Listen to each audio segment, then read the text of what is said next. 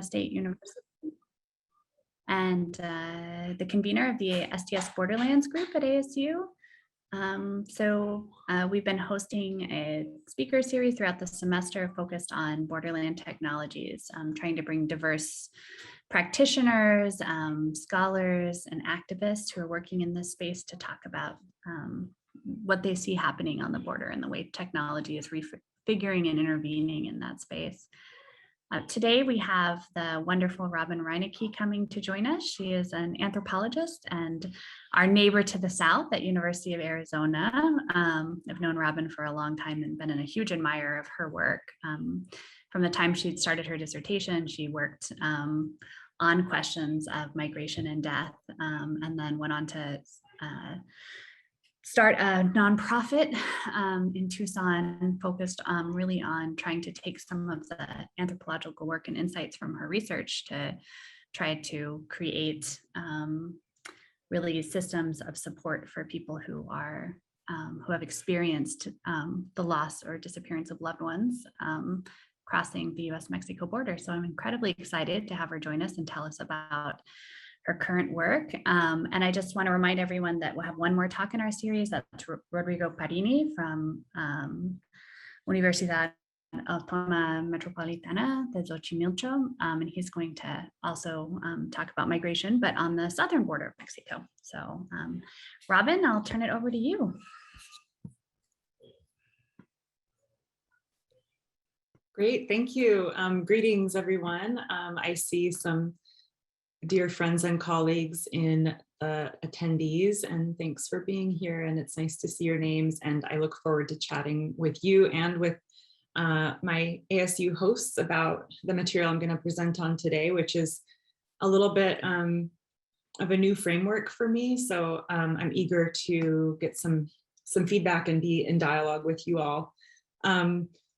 Over the past several years, I've been working on conceptualizing and trying to theorize what I've perceived and what I've experienced in my work, trying to support families of missing migrants as they search for information about their loved ones. And this is my latest attempt to explain that and work through questions of how disappearance operates on the border and how and why it's so difficult for families and those trying to support the families to find information about the missing. So with that, I'm gonna share my screen, which suddenly is weird. Oh, right. Excuse me for one moment. Okay, there it is. Okay. So I changed the title. Originally, I was going to talk on non-state work, specifically around DNA. And I will touch on that because I think it reveals some of what I'm trying to make visible today. Bureaucratically enforced disappearances in the borderlands is the title. And what I'm really focused on, and so I have taken on a lot in this talk, so I don't know if I'm going to be able to get through it all. So if I am able to deliver one thing to you all today, it is this. It's that it's not only the desert borderlands and prevention through deterrence and the hostile terrain of the desert geography that's been constructed that's disappearing and murdering people, but it's a much bigger system of surveillance and state practices of identification lodged in these bureaucratic systems that I'm going to talk about that is responsible for disappearing people who have disappeared while crossing the border. So most of the way that we look at border disappearances and border deaths focuses on that desert geography. And what I really want to do today is depart from the geography and look into the offices that are managing the data and get into how disappearance operates there. By way of introduction, my perspective is both as an anthropologist of science and technology and border and immigration, currently at the Southwest Center. I am no longer with the Colibri Center for Human Rights. I love them and their work, and a lot of my perspective is from my experience with Colibri and with the Pima County Office of the Medical Examiner here in Tucson, Arizona. I mostly describe what I have done in terms of ethnography, but there was another departure from ethnography, which was really responding to what the families of the missing were asking of folks at the medical examiner's office, and some of us that were in positions to be on the phone with families. And they were really asking for a more comprehensive and easy way to access information about their missing loved ones. So early on in my research and in my time as a graduate student, I saw it as an ethical imperative to do something very direct to respond to those requests and demands from families who had really been abandoned by their own state in many cases, and by the US in terms of a failure to honor the state responsibility of managing requests around missing persons and unidentified human remains. So it's both a scholar and practitioner perspective, and I'll do my best to explain to you which observations are coming from IRB vetted research and which observations are kind of more lived experience as I worked at the medical examiner's office and Colibri. I'd like to begin with acknowledgements rather than end with them, because I really don't want them to be cut off. Of course, the first acknowledgement is to the Tohono O'odham people and the land that I am joining you from today, which is Tohono O'odham land. It's occupied land. And also to all the families of the missing and the dead who've taken time to talk with me. The forensic professionals at the Pima County Office of the Medical Examiner, especially my mentor, Dr. Bruce Anderson, the Colibri Center for Human Rights, Binational Migration Institute, of which there are members here today, and I'm delighted that they can join. The Southwest Center, a number of scholars and friends, and you'll recognize some names there.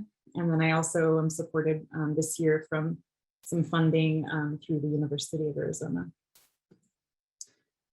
So just to share with you on kind of like a personal level, something of what it felt like to be part of this work on the border and to try to help families find answers.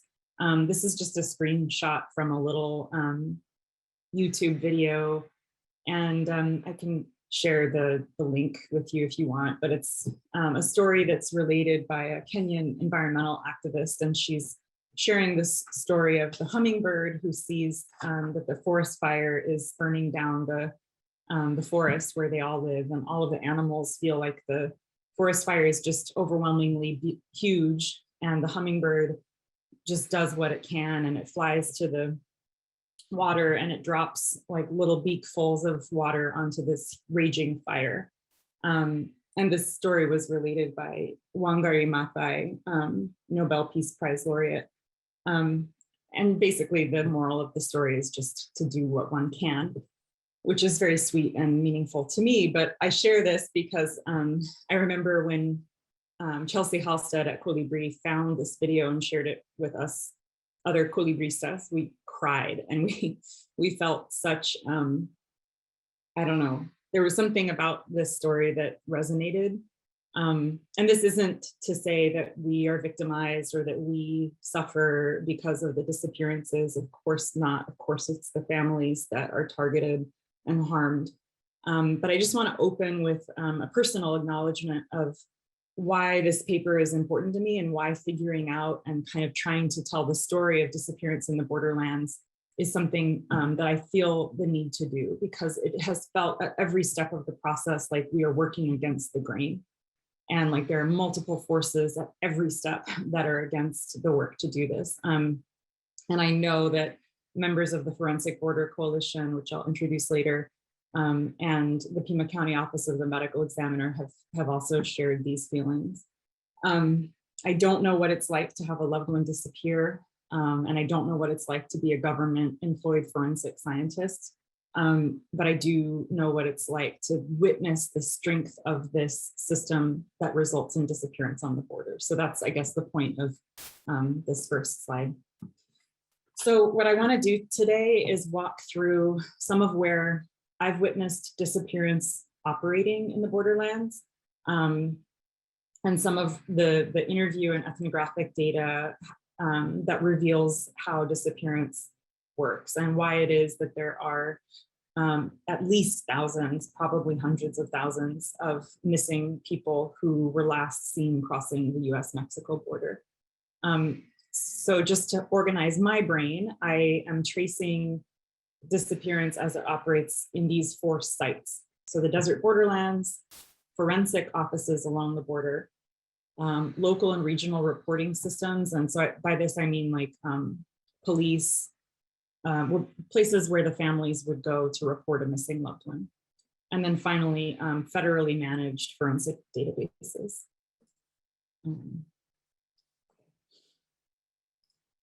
So I'll start with the Desert Borderlands. And of course, this is the terrain that has been discussed and covered in the literature most extensively. But throughout these 4 sites, I'm really focusing on the bureaucratic actions, on the data management, on management of individual records and data and files and text, more than I'm focusing on the geography of the borderlands. So I'm going to read for you a brief story about Francisco to open the section on the Desert Borderlands. Francisco had lived and worked in Nevada for 18 years before being deported. Shortly after deportation, Francisco and several others, and this is from my research and from interviews with Francisco's family, he's photographed there with his daughter, who I will speak of in a moment. Francisco, after being deported, prepared to cross the border with several others, even though it was July, and the daily high temperatures in Arizona were reaching triple digits. Francisco wanted to cross in time to be at his daughter's 10th birthday party. On June 30th of 2009, he called his wife Claudia and his daughter Valeria. These names have been changed to protect confidentiality. He called them from the town of Altar, and he told them that he would cross the next day. He promised to call when he had safely arrived to Phoenix. When he didn't arrive after a few days, the family became worried, of course. And then they had no news until a few weeks later, when one of the men who had crossed with Francisco called them and explained that Francisco had become overheated on the journey. The man who called them explained that he had left Francisco in some shade in the desert and went to find help. This man was able to shortly after encounter Border Patrol, and he tried to bring the Border Patrol agents back to where he had left Francisco, but the agents refused to search, and they apprehended this man and drove him to Tucson for processing. After the man called, Claudia called Border Patrol Search and Rescue Unit, and this was in 2009, right? So she called Borstar. She reached a Border Patrol agent who refused to initiate a search, explaining to her that agents, quote, didn't have time to search for a cadaver. Claudia then tried to report to police in Nevada, who refused to help her on the grounds that Francisco had disappeared outside of their jurisdiction. Then when she called police in Arizona, they said that she should call Border Patrol. So this just begins the story that I want to emphasize today, which is what the families are experiencing when they try to find somebody who has disappeared in this geographic and bureaucratic landscape. When I interviewed Claudia in 2012, she said, quote, as this process drags on, I understand why there are so many unknown bodies, because most families don't have the resources to find out the truth and they just give up hope. And with things being as bad as they are in Mexico, many families can't reach the US for help. And then those who can help, they just don't. They don't help. I understand there are thousands of cases and I'm not the only one, but dealing with this for the past 2 years, I just want it to be done. But I don't quit because my daughter deserves to know where her dad is. Going through this the last 2 years while going through health troubles, it's been really, really hard. I keep my head up and I keep going forward because of Valeria. Like I told her, I won't give up until I find him. It might take me a long time, but I won't give up. When Claudia called the medical examiner's office in Tucson, the PCOME, if you hear me say that, Pima County Office of the Medical Examiner, she called, she continued to call, of course, years and years after Francisco's disappearance. So I first spoke with her 4 years after Francisco's disappearance. I worked with the Argentine forensic anthropology team then to work with family in Mexico to collect DNA. And at this time, as far as I know, Francisco is still missing, and the family continues to search for him.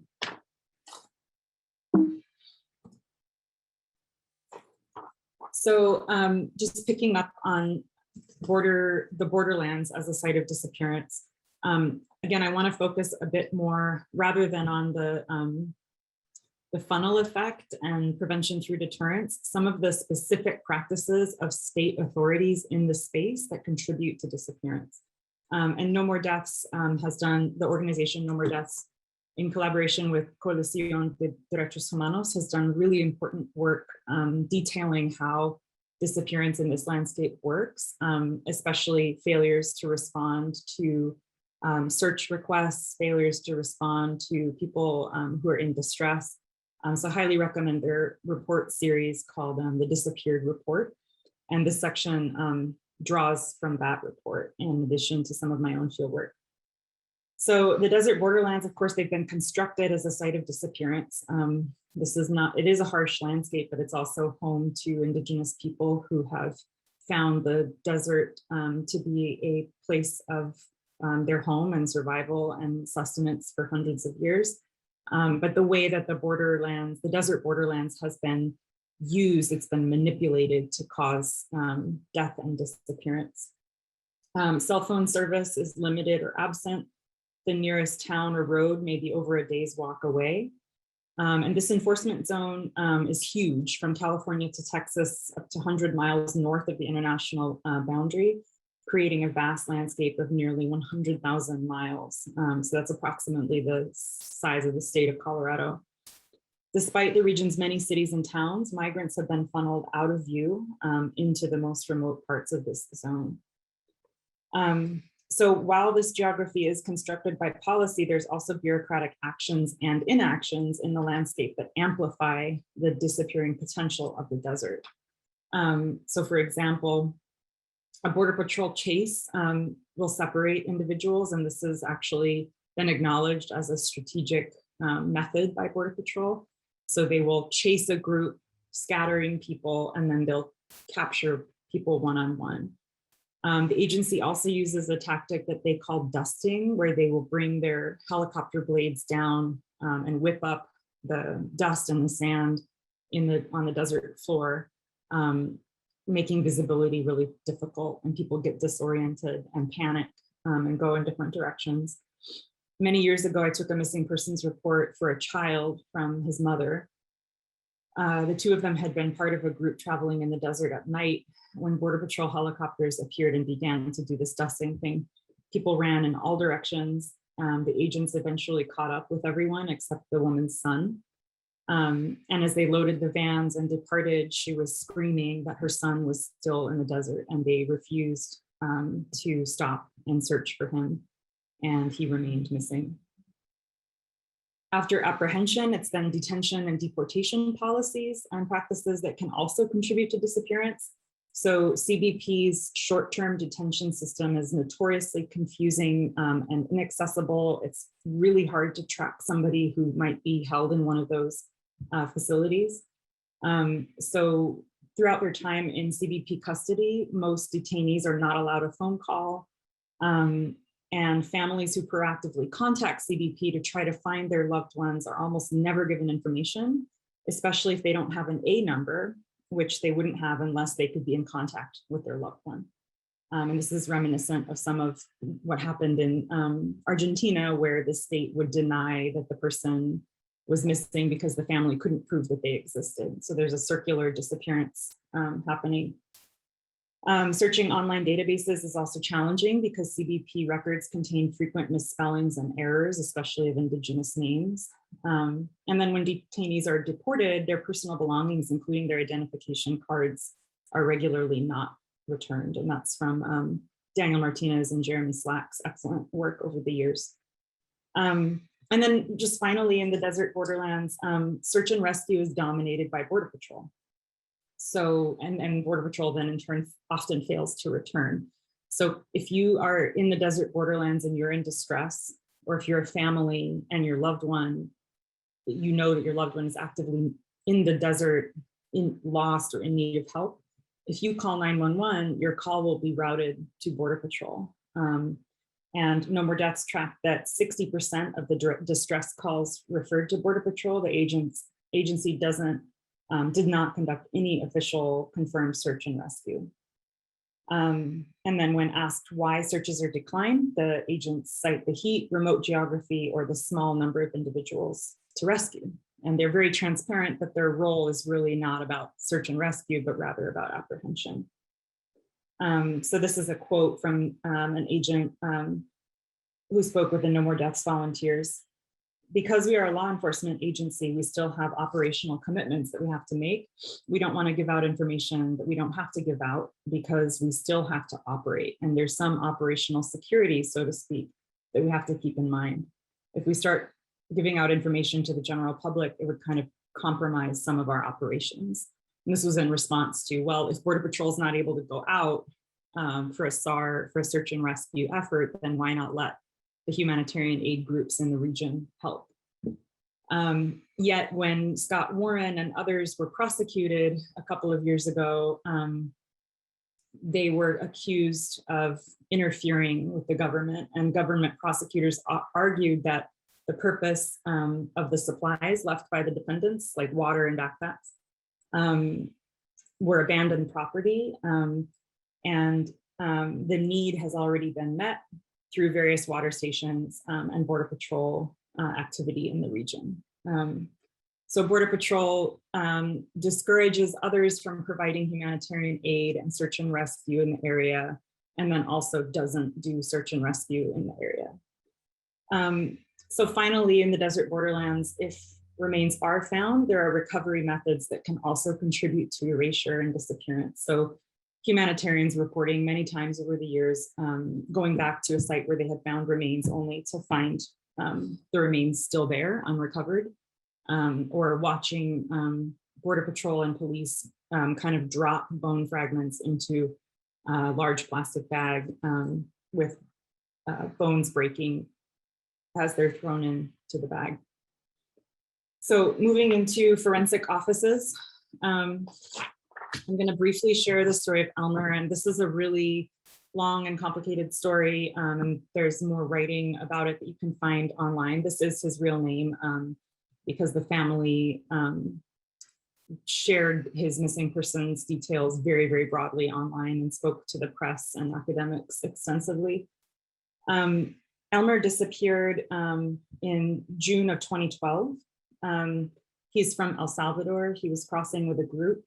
During the crossing, he injured his leg, and then he became ill after drinking water from a cattle trough. The group that he was with was forced to leave him behind. One of his traveling companions took off his own shirt and tied it around Elmer's knee to try to help him. And he also took Elmer's family contact information before leaving Elmer in the desert. The man made it to safety and called Elmer's family.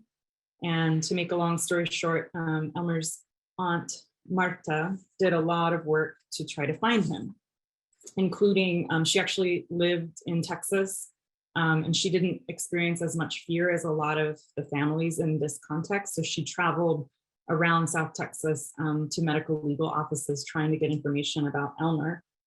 When she visited Brooks County Sheriff's Office in Southern Texas, a deputy went through photos of unidentified human remains to see if Marta recognized anything. In one of the photos, she saw a plaid brown and white collared shirt, and that was the shirt that was described by the man who had left Elmer behind. So she recognized something on the case, on the remains. The sheriff's deputy then referred Marta to Elizondo Mortuary, which had been contracted to handle investigations and burials for the county.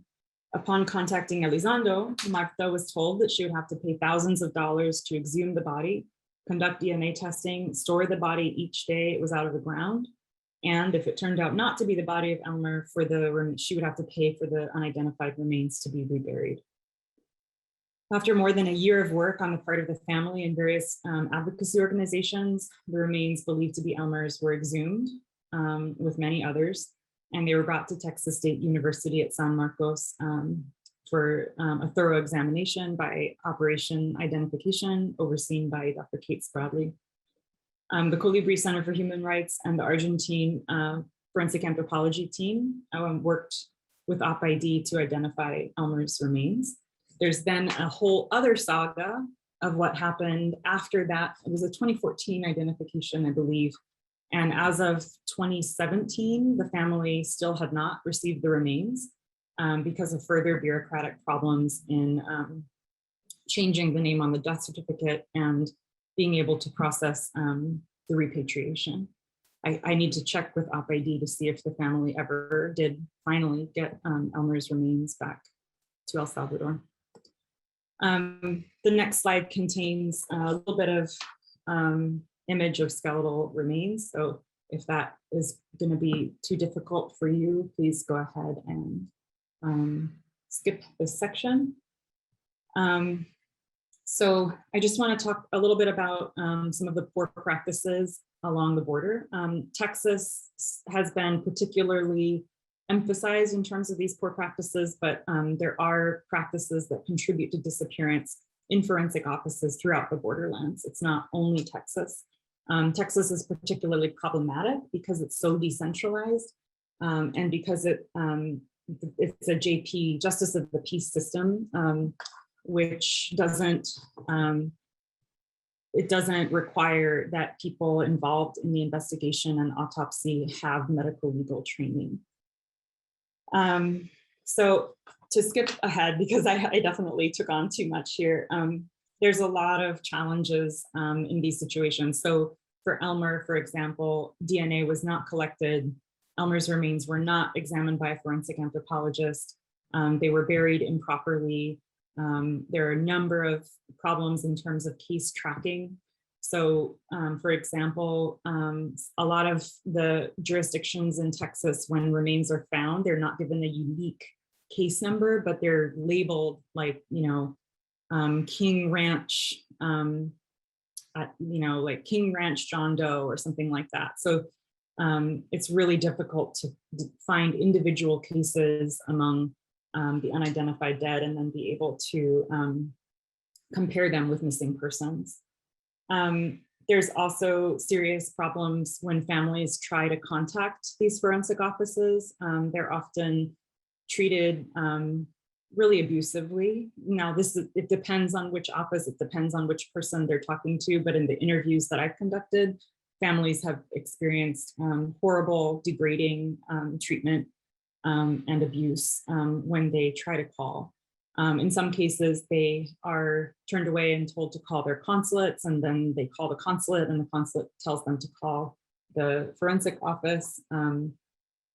There's a number of stories that I could tell that I don't have time to get into, but just suffice it to say that there are a number of practices in these forensic labs that prevent or make it more difficult for families to find answers, including not putting cases into federal systems like NAMES or CODIS.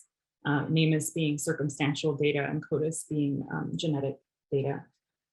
In addition to the individual case tracking problems, there's also collective tracking problems. And Gabriela Soto has an excellent article from 2020. She can maybe put the citation in the chat. And she talks about that more specifically about the lack of coding of border-related cases that then causes the entire phenomenon to be somewhat disappeared in terms of being able to actually come up with comprehensive counts of how many people have been found deceased in the desert borderlands. Just getting into reporting systems, I talked about this a little bit. But just to share a couple of other brief stories. One is about Felix, who was from Guatemala. Felix's remains, he crossed in 2009, and his remains were actually found in 2009. He had this rosary with him, and I was able to use the photograph from the medical examiner's office. I met Felix's wife in 2011. I visited her and did some interviews and spent some time with her.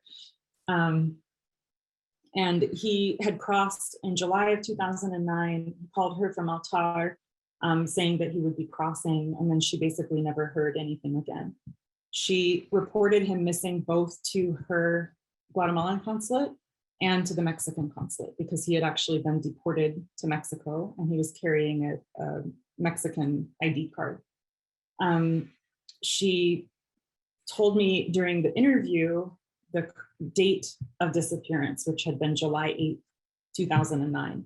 When I looked in the spreadsheet that I had been curating that included missing persons reports from consulates and NGOs in the border, this was the precursor to Colibri, I found indeed 2 records for Felix, but they both had the wrong date of disappearance. They both had inaccurate data. I corrected the data, and when I went back to Tucson and back to the PCOME, I immediately found his remains. They had been found the very next day after Felix had disappeared. So if one of the agencies that his wife had contacted had gotten the date correct, he could have had a better, thank you, Gabriela, for the reference. It's in the chat now, if you're interested. If one of the agencies that the family had reported to had gotten the date correct, his remains could have been identified much more quickly. Of course, it shouldn't depend on that, and there should be other, fail safes in the process, but this just reveals how difficult and complicated it is for the families.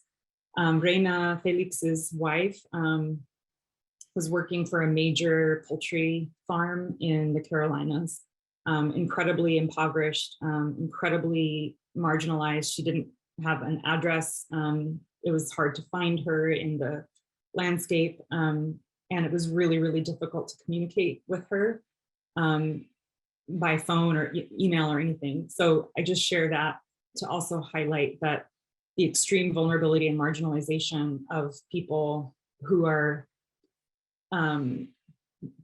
imported for this kind of labor also contributes to disappearance. Reina was really afraid to contact police, so she did not contact U.S. police with good reason, but instead depended on her consulates, which unfortunately failed to get the information correct.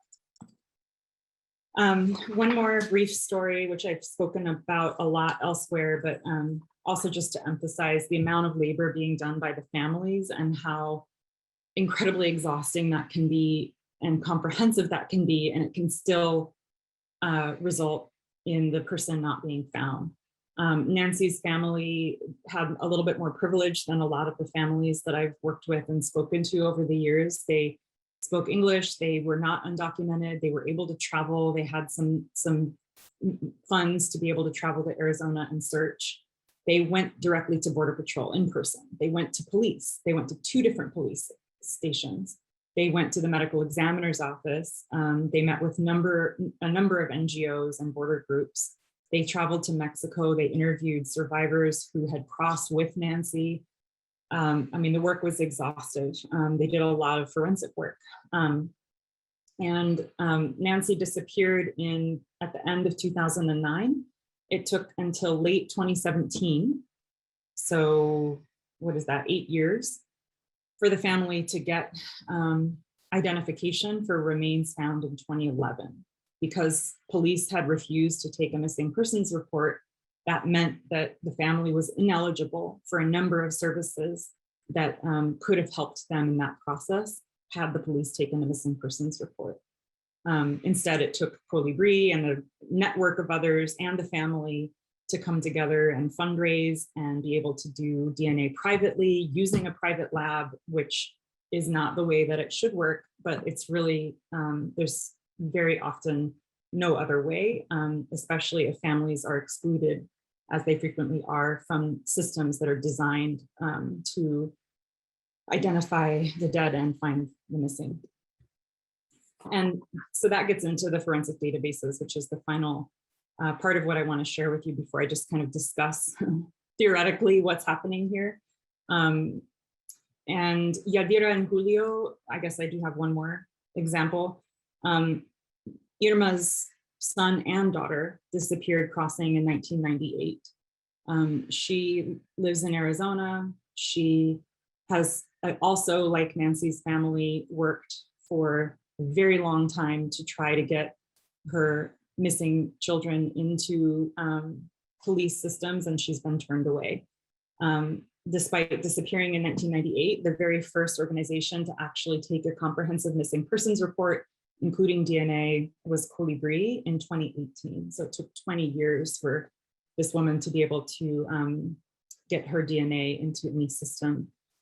There's still no match, and Irma continues to search. I'm sorry, I have a mistake down there. It says photo courtesy of Nancy's family, but I mean to say photo courtesy of Irma, Yadira and Julio's mother. So Irma joined us at the, I guess I'm skipping ahead. Irma joined us at Forensic Border Coalition and a number of advocates pushing for the resolution of some of these problems at the Inter-American Commission on Human Rights in 2018. And she was able to testify about her experience and how hard it has been to get any assistance on behalf of her missing kids. So the systems, just to pause and clarify for a moment, I know I'm speaking quickly and with a lot of information. I appreciate you bearing with me because it's helpful to think through this and share the story. If you are a missing person, like if I had a missing person with the privilege that I have of citizenship documents, whiteness, English speaking skills, non-immigrant status, I would be able to go to police, report my missing loved one, and probably have access to a number of services that would come after I had that official law enforcement vetted missing persons report. Two important systems that are options at that point are nameless, which is a non-genetic circumstantial relational database that includes unidentified records for unidentified human remains and missing persons records reported by families. There's also a genetic database run by the FBI called CODIS. And if you report to law enforcement, you then also are eligible to utilize the services of CODIS. And you can submit your DNA to become part of the family reference index of CODIS, which is then automatically compared to the DNA collected from unidentified remains throughout the US. It's an imperfect system, even for people with privilege. We can talk about that later. However, it's exceedingly difficult for the families to access those systems. And it's very difficult for the groups working with the families to access those systems as well, especially CODIS. So there is hope. There's an emerging network of people trying to find and undisappear the disappeared. They include, of course, most prominently the families.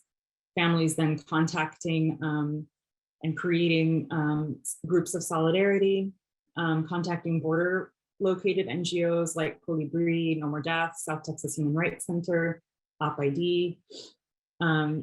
Families are reaching international NGOs such as the Argentine Forensic Anthropology Team, the ICRC.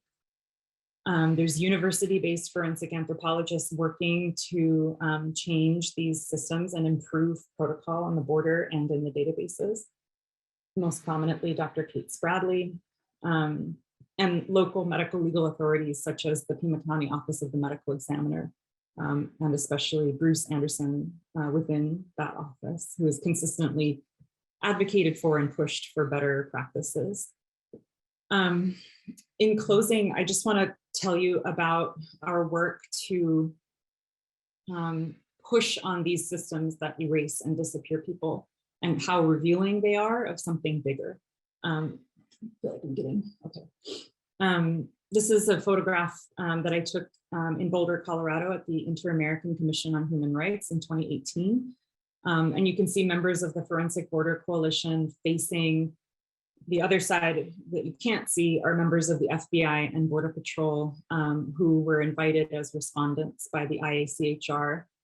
And we spoke about the problems in family access to systems and services, especially CODIS, and the massive challenge that the Forensic Border Coalition has encountered over the last 10 years in trying to find some mechanism whereby groups that collect DNA from the families can have access to public systems that collect DNA, not just private labs.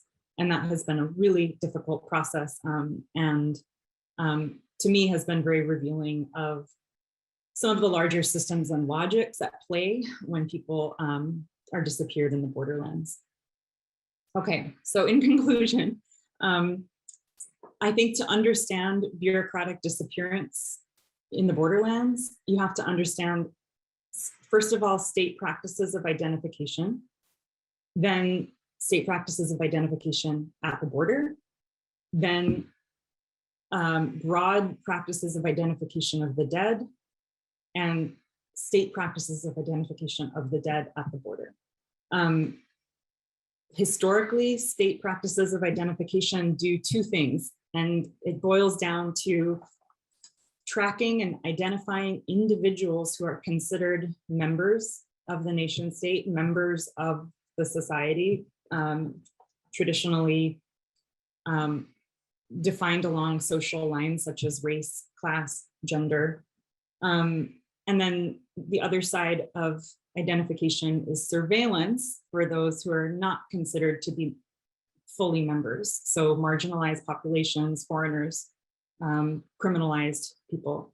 So in general, identification is, and I'm skipping over a lot of literature here, but identification, individual identification among the living is really reserved for people considered to be members of the dominant society, whereas surveillance and categorization is reserved for more marginalized populations. At the border, identification has traditionally been a lot more about surveillance, of course, and it's been a lot more about categorization and categorizing and group labeling and profiling people who are considered outsiders or others or aliens or undocumented immigrants. This connects to a long history whereby the border has been used to really create a certain class of workers who are disposable, deportable, replaceable, and living in a state of rightslessness. And I'm drawing especially on the work of the historian May M. Nye from Impossible Subjects and the history of how this labor force was created. And it was created in particular to create a class of workers that could be brought in for large scale agribusiness, harvesting strawberries and tomatoes, and then be deported quickly before they could organize and demand for better wages and rights and better working conditions. So that entailed historically already a degree of erasure and disappearance of the person, because the workers needed to become part of a deportable, disposable class of workers. In my fieldwork and also in the work of the reporting from No More Deaths, you can really see this in the fact that there are significant errors in Border Patrol records for people who are apprehended. So their names aren't even correct. People who are from Guatemala are deported to Mexico. People are not given their identification cards. There's real problems of legibility within that system, which I think suggests that the system isn't really interested in tracking individuals so much as it's interested in labeling, tracking, surveilling, monitoring a category. So people are already disappeared in life at the border, and you could argue before. So it's a categorical process that's unfolding at the border, not an individual one. State practices of identification of the dead in the US. Sarah Wagner has particularly written about this in her most recent ethnography about the identification of prisoners of war and missing in action service members abroad, the work through the DoD Forensic Anthropology Laboratory known as JPAC, and really just highlighting the inconsistencies in state investment for identification of some dead versus others. So some dead are useful and strategic to be identified. Their identification, their naming, their commemoration ties into a nationalistic narrative, and investment, sometimes really extreme investment of care and time and resources goes into their identification. When you then compare those procedures to something like the missing and murdered Indigenous women, you can see that there's within the US already, before you're looking at the border context, there's already identification for some and categorization and surveillance for others when it comes to the dead. Usually in the US, if your privileges are aligned with what the state system of governance is interested in making visible, you have access to usually being able to report to law enforcement, sometimes investigation services, genetic access to use of the science and technology of DNA, emotional, psychosocial support. Families of those who have died or disappeared in the borderlands are not afforded, in general, any of those services in a traditional state mechanism. And those services are being patched together by small groups and small efforts, some of which are governmental, like the medical examiner's office in Tucson, but they are working against this massive tidal wave or forest fire of disappearance. And that process of disappearance is instantiated well before the borderlands, and it's well before the Trump administration. It traces all the way back to the entire way that neoliberalism has had to create workers for this particular economic model. And it depends on a certain kind of disappearance and erasure, invisibility and dehumanization. Of course, the families are contesting that. Of course, there's many who work against that, but the disappearance process that all of us are feeling, and that, I think returning to my very first opening slide, why it is that it's so hard and why it's hard at every single step, and why it's felt exhausting to me, even though I'm nowhere near the impact level of families, is because we're working against a huge historical system that disappears, not just a border disappearance problem that starts in the desert. And you could even say that this, I've talked about these 4 sites today, but there's also disappearance that happens in the country of origin before crossing. Many of these people are indigenous. They are members of populations that have been systematically marginalized or exterminated by their own states, with US backing, of course, but they're also, before crossing the border, members of society, members of social groups that receive surveillance rather than identification. And then you could continue this and look in cemeteries and in social memory in terms of how people are disappeared in those sites through bureaucratic action or inaction as well. So I will go ahead and end there. I need to breathe. I took on too much. I appreciate you all hanging in there with me. And I'm here for any questions. I'm sure I missed things, and there's holes and gaps, which I'm happy to address. I'm looking forward to engaging with you all. Robin, thank you so much for a wonderful talk. It was just incredibly thought-provoking and really powerful, the way that you outlined a bureaucratic mechanism that's designed for disappearance, despite really valiant and important efforts by groups within it to change that system. Just want to remind everyone that there's a couple of ways you can raise questions. One is putting your question in the Q&A, or you're welcome to put your question in chat. We'll be monitoring that, and we're happy to raise those to Robin. I'm going to take the privilege to ask the first question to kind of get us started. Hopefully you've had a chance to breathe here.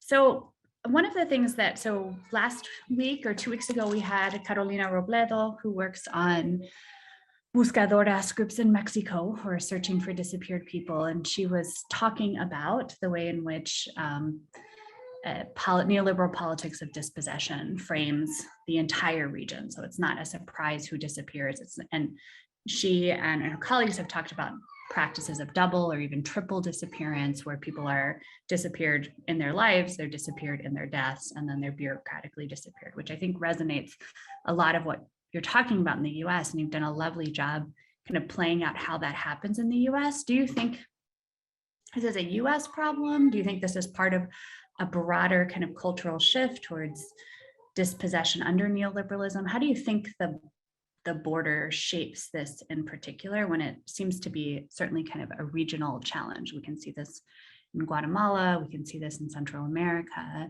Obviously it takes different shapes, but how do you think about it within the larger geographic frame?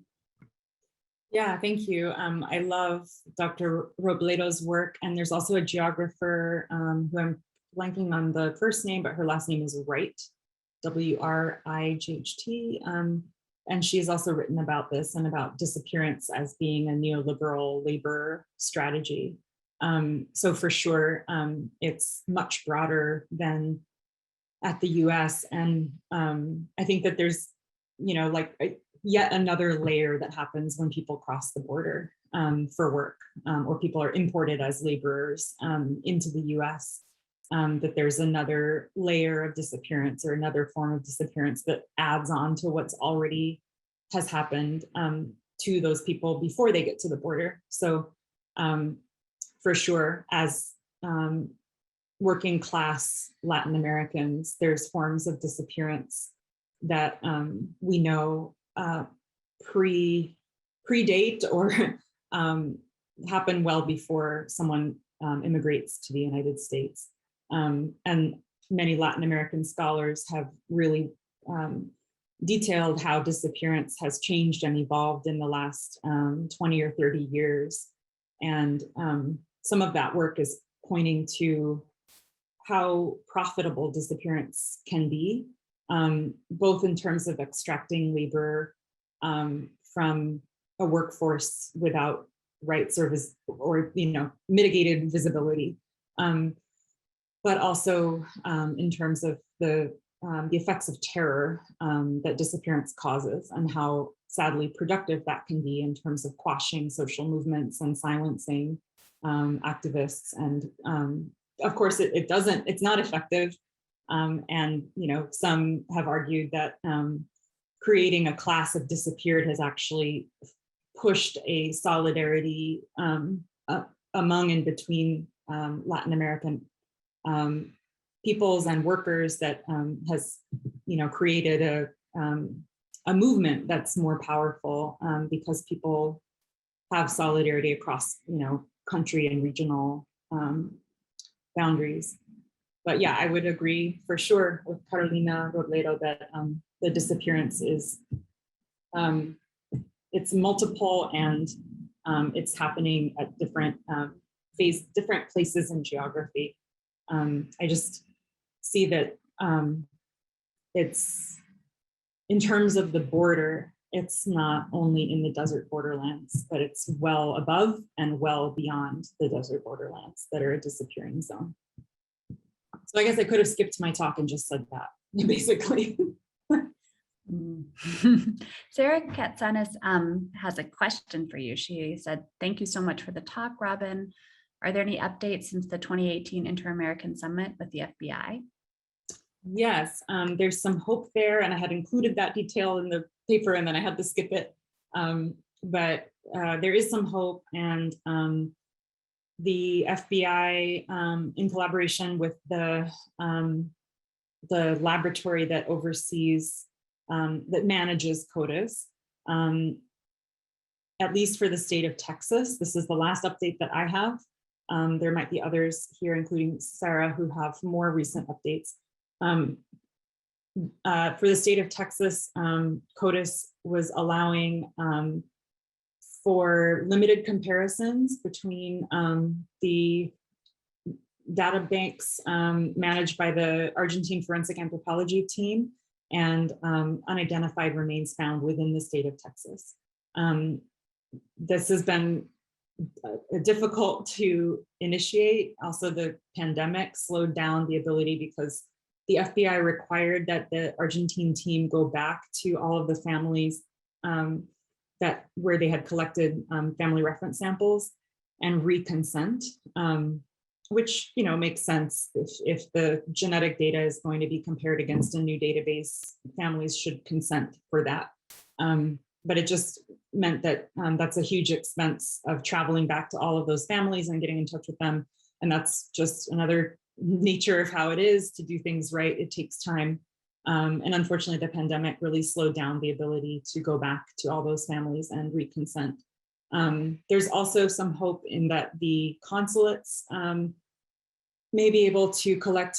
Consulates, in theory, have the access within CODIS. So if a consulate has collected family reference sample, they can enter those data into CODIS for comparison against unidentified human remains. It's been murky to me to hear any updates or statistics on that, but I've been told that consular officials supposedly have access to CODIS.